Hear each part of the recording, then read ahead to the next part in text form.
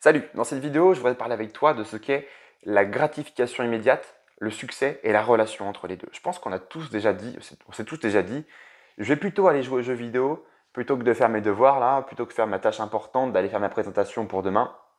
Ça, je pense qu'on l'a tous déjà fait. Alors, évidemment, ça dépend de chacun, on a tous une fréquence à faire en fait ce qu'on appelle la procrastination et on va parler de tout ça. Déjà, dans un premier temps, le succès, qu'est-ce que c'est? J'ai trouvé une définition hyper intéressante. Le succès est la réussite, qu'elle soit sociale, familiale, financière, d'une personne ou d'un groupe d'individus. Et Churchill disait, le succès est la faculté à passer d'échec en échec sans perdre son enthousiasme. Ça, c'est très intéressant. Et c'est justement ça qui va définir le succès. La gratification immédiate, qu'est-ce que c'est? C'est un terme qu'on utilise beaucoup en psychologie comportementale et en sciences cognitives. Vous m'entendrez d'ailleurs certainement en parler beaucoup parce que ce sont des sujets qui m'intéressent et qui sont retranscrits du coup dans ces vidéos-là. C'est la récompense qu'on obtient à court terme pour une action généralement assez courte aussi. Ça se fait par l'accomplissement d'une tâche et souvent c'est lié au vice, luxure, avarice, gourmandise. Et on pense notamment aux drogues, à l'alcool, le sexe, la bagarre, la conduite à risque, le fait d'aller manger, tout ce qui est d'ailleurs les buffets à volonté, ça c'est le lieu de plaisir pour beaucoup. Alors, pour aller plus loin d'un point de vue scientifique, à quoi correspond cette gratification immédiate? Alors, dans ton cerveau, tu as une glande qui se trouve par là-dedans, là, entre les deux, là, qui se trouve à peu près ici, près des oreilles, en plein milieu. C'est l'amygdale. L'amygdale, c'est elle qui s'occupe justement de déclencher la sécrétion de cette dopamine, qui est un neurotransmetteur, qui va se fixer sur les récepteurs et qui va créer chez toi une émotion positive. C'est ça, cette fameuse récompense. C'est la sécrétion de dopamine. Alors, chez certains, il va falloir aller à fond pour ne pas en avoir, et parce qu'on va dire que la dopamine c'est mauvais, chez d'autres on va dire que c'est bien d'en avoir plein et que ça mène au bonheur. Moi je suis un peu plus partagé, je pense qu'il faut l'utiliser à bon escient. Okay, alors pour ça je voudrais te parler d'une vidéo hyper intéressante, c'est une étude qui a été menée en 1960 par un chercheur de Stanford qui s'appelle Walter Mischel. Walter Mischel avait sa fille en primaire à l'époque et il s'est dit tiens, je vais faire mon étude chez eux, dans la classe de primaire de ma fille. Il isolait un enfant dans une salle, il le mettait sur une chaise, face à lui une table, sur la table il y avait une assiette et au-dessus un chamallow. Il rentrait donc du coup dans la salle, faisait asseoir l'enfant et lui disait « Je vais m'absenter 5 minutes. Si dans 5 minutes le chamallow est toujours là, je te donne un deuxième chamallow. » Alors évidemment, il faisait travailler la patience de l'enfant, il revenait 15 minutes plus tard. Et qu'est-ce qui se passait? Soit l'enfant mangeait le chamallow, soit il le laissait là, soit il avait un comportement où il allait beaucoup le renifler, il était très tenté. Et en fin de compte, la tentation le menait souvent à prendre ce chamallow. D'ailleurs, vous avez cette expérience qui a été refaite régulièrement et vous pouvez voir des vidéos sur YouTube, c'est à mourir de rire, les enfants qui sont en train de se torturer à regarder ça. C'était une expérience diabolique. Mais à quoi est-ce que je veux en venir? C'est que les enfants ont été suivis pendant 4 ans après, même plus, puisque du coup la fille avait des nouvelles de tous les enfants en primaire et avait su donner à son père les résultats de tout ça.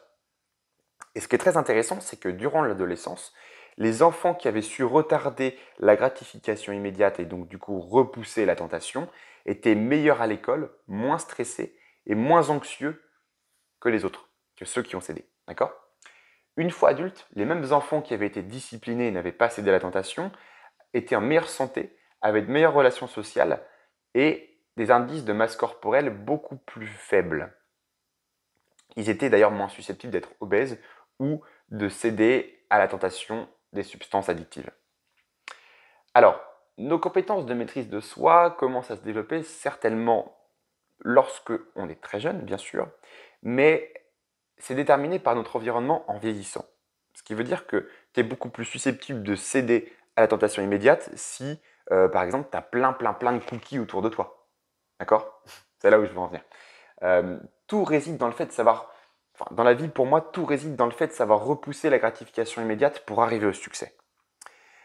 Certains ont la capacité innée et d'autres l'apprennent sur le tas. Mais c'est pas parce que tu as mangé justement ce chamallow, si par exemple tu as fait cette étude à 4-5 ans, que pour autant tu es fichu. Et justement, là où je veux en venir, je vais te donner 3 conseils hyper intéressants Et le premier, c'est justement d'être conscient de ça. Si tu es conscient de cette problématique-là et que tu peux repousser la gratification immédiate pour privilégier des tâches qui vont être sans gratification sur le moment, mais à plus long terme, c'est là où tu es capable en fait d'avoir un succès et d'accomplir tes projets. D'accord? Donc je t'invite déjà dans un premier temps à savoir ça, et juste cette vidéo-là, c'est génial. C'est bien que tu la regardes. La deuxième, c'est de mettre en place les bonnes habitudes. 40% à peu près de nos actions sont drivées, sont mises en place par des habitudes. Si je te dis par exemple que tu vas te brosser les dents, que tu vas manger, que tu vas dormir ou que tu vas par exemple à la salle, tout ça sont des habitudes. C'est des choses que tu as mis en place et que tu fais régulièrement sans forcément trop t'en rendre compte au fur et à mesure. D'accord? Donc, essaie de mettre en place les bonnes habitudes, essaie d'en mettre des nouvelles, comme par exemple faire du sport, aller lire, manger sainement, prendre des douches froides. Tout ça, c'est des choses qui auront un impact sur ta vie, sur ta santé, sur ta réussite et ton succès quel qu'il soit, quels que soient tes projets, quelle que soit ta notion du succès.